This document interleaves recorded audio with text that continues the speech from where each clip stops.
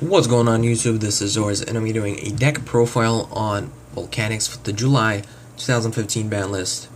Now, this is the pure version of Volcanics, which I think is the most consistent and really the best variant of the deck, since it is less cloggy, and it really accelerates at doing its main objective, which is to draw into your power cards. A lot of people try to whoa, come on the camera, come on. Okay, there you go. A lot of people try to, put in Kaiku's, Fossil Dyna's, the Traptrix engine into this deck, and it doesn't work out for them. And it's mainly because this deck is so slow already that if you're trying to put in more slow cards that don't advance your game state into the deck, you're gonna slow it down even more to the point where your opponent doesn't even have to OTK you to win. They could just take their time to beat you. And especially in a deck like Shadal's and Burning Abyss, you can't take your time trying to beat those decks since they OTK like crazy. Especially with the fact that Jin got hit, less people are worrying about controlling the board in Burning Abyss and Shadal's, that they're just going back to those OTK variants that they've been doing before Necros. So those are like one of the most important aspects of why I don't like the anti-meta variant of Volcanics. It just doesn't progress your game state. It makes cloggy hands even cloggier, and it just wastes normal summons where you should be summoning rockets or something. So I'll just go right into the deck profile. I'm not going to be explaining the standard stuff, but I'll just explain the text and other things like that. So let's just get started. I play the triple rocket, of course, triple scatter shot, triple shell, and play one volcanic counter. Now, this card is situational, but it's so easy to make the situation happen that that's why it's so good. So if you don't really know what it does, when you take battle damage and you have another fire monster in your graveyard other than himself, you can banish it from the graveyard. Well, you have to banish it from the graveyard because it's mandatory. You have to banish it from the graveyard, and your opponent takes the same amount as you did. So this deck's main purpose is to burn your opponent down and attack a lot of times in an empty board. So burning your opponent down to like 2,000 life points is super easy in this deck. And if you have an empty board and your opponent has a lot of high powerful monsters, they can't even attack into you, since if they do, they're gonna lose. Unless you die first, of course, but most of the time you're gonna be at like 8,000 and your opponent's gonna be at 2,000. They can't really attack you, and they can't OTK you because they'll take the same amount. The fact that it's another discard fodder for reload, that's why it just makes it so good. And I've been thinking of putting up to 2, but I don't know how that's gonna go. I feel like it's gonna be more cloggy, but 1 is just amazing for me. So yeah, moving along, I'll play triple roll Firestorm Guards. It's pretty self-explanatory. And I play the one Thunder King Ryo. Now, I've been ranting on anti-meta cards in this deck a lot, because it doesn't progress the game state and things like that. But Ryo is one of those exceptions, because unlike Fossil Dyna, this guy is super hard to kill. If you can see that attack, oh come on, really? Look at that attack, 1900. None of the normal summonable monsters in the game, in the meta right now, can get over that. I mean, your opponent can crash with Shadal Dragon, but that'll lose them a monster. And the fact that he stops 60% of the decks of the format is why I play him.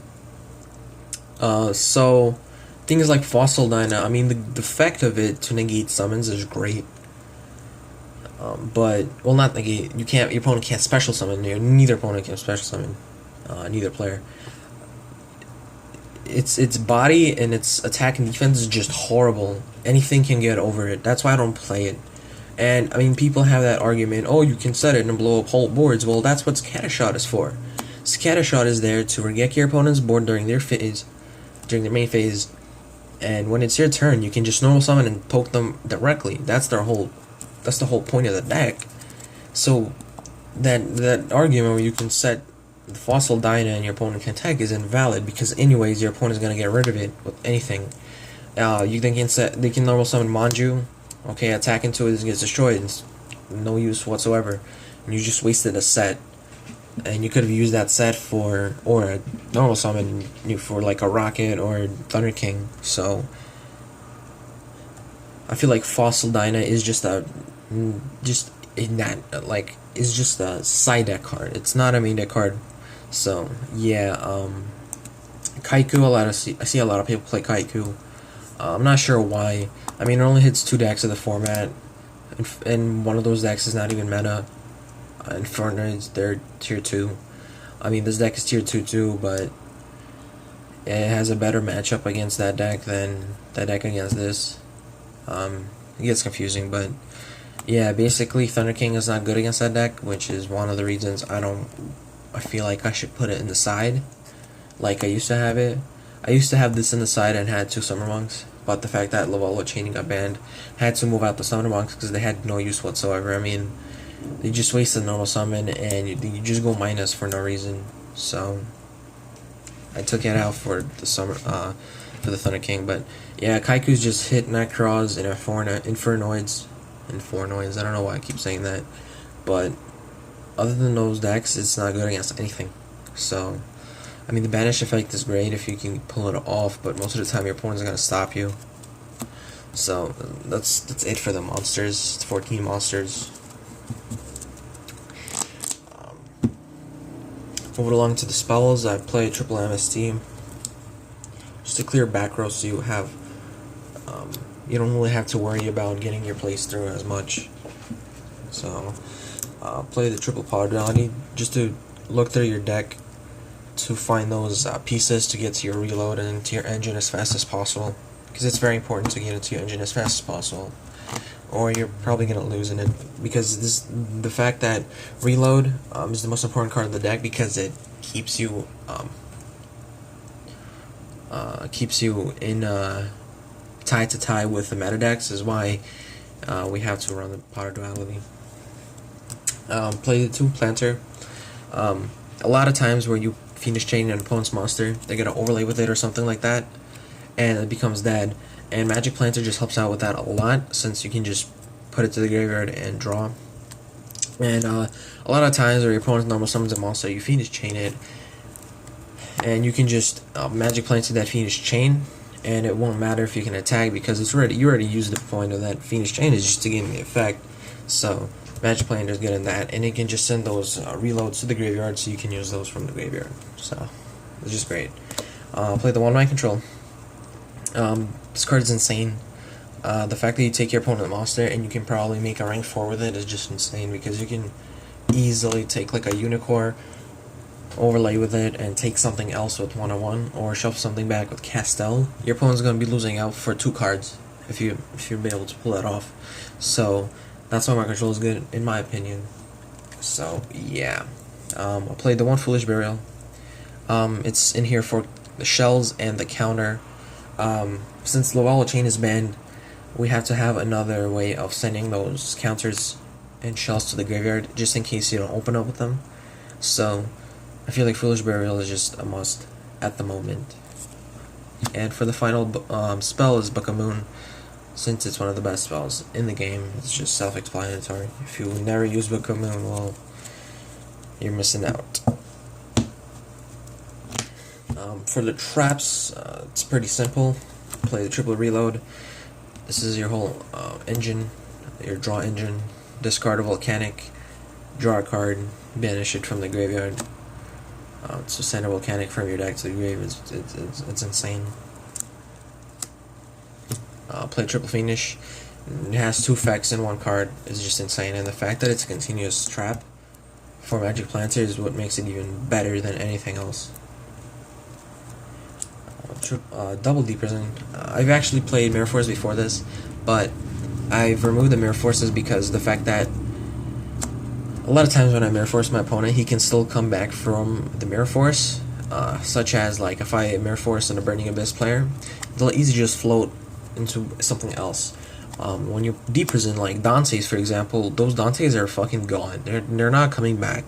And if you remove 3 Dante's from a Burning Abyss deck, they're not playing ever again. They have nothing to make or reoccur. And Dante is that card where if you don't have Dante, the deck is done. If the ban list hit Dante to like 2 or 1, the deck would be absolute crap. So Deep Prison is just so good in that aspect as well, because against, for example, Necros, right? If your opponent Trishulas you, and you Deep Prison that Trishula, your opponent can't Trishula you ever again unless they run 2. So getting rid of like important cards is just very important in the deck. And the fact that we already have so much destruction in terms of Scatter Shot, and some of the other traps that we're playing is that's why we also play Deep Prison. So this, you know, yeah. Moving along. One called the Haunted. It's really in here to reoccur your rocket again, to get to your reload, and to make a rank 4 play. Because your Call the Haunted will be dead either way, so you can Planter it away and draw a couple of cards. So yeah, played the One Ring.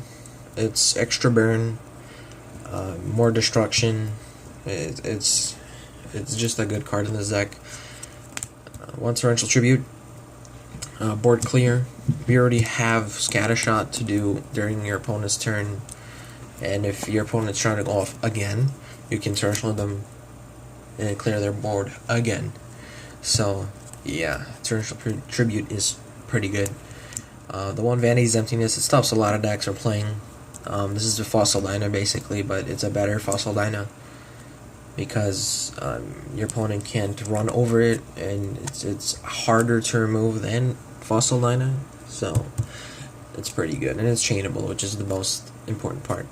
Won the Bottomless, just to get rid of problematic cards such as Virginal, Construct, and Unicorns and things like that. Yeah, so the one Compulse, since Compulse is just one of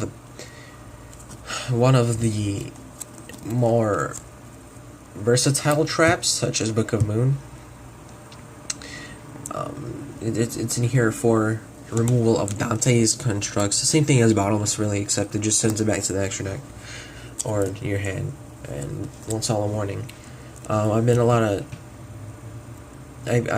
of testing, and a lot of Shaddoll decks are now playing Denko Sekka again, which, in my opinion, is very, very scary, since it's a trap-oriented deck, and you have to have that out to Denko Sekka. And a lot of times when your opponent tries to summon towers, I mean, we only have like 1 out to towers, but we have a million ways to prevent it. But a lot of times that your opponent goes first, they're playing Towers Turbo now.